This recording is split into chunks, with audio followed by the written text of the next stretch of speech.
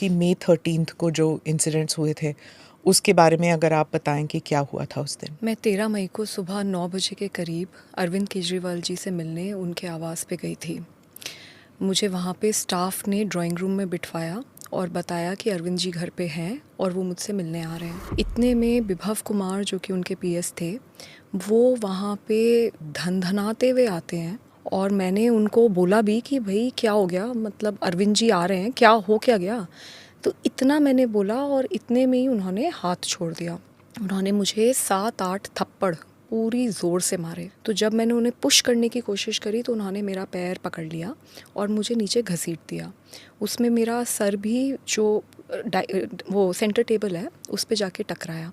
मैं नीचे गिरी और फिर उन्होंने मुझे लातों से मारना शुरू किया और मैं बहुत ज़ोर ज़ोर से चीख चीख के हेल्प मांग रही थी, लेकिन कोई मदद के लिए नहीं आया। ऐसे तो हो ही नहीं सकता कि सीएम के घर में कोई नहीं हो और ऐसी पिटाई हो रही हो किसी की और कोई बाहर ही ना निकले कमरे से। जी, वही अजीब बात है और मैं बहुत ज़ोर ज़ोर से चीख रही थी, चिल्ला रही थी। सच तो ये है कि कोई मदद के लिए नहीं आया। आप कह रही हैं किसी के इंस्ट्रक्शंस पर, यानी कि खुद ब खुद विभव में इतनी जुर्रत नहीं होगी कि वो खुद पीटे। Is that what you are saying? Vibhav ने अकेले मारा, क्या किसी के इंस्ट्रक्शंस पे मारा, ये सारी चीज़ें अब मैटर ऑफ इन्वेस्टिगेशन है। दिल्ली पुलिस के साथ मैं पूरी तरीके से कोऑपरेट कर रही हूँ।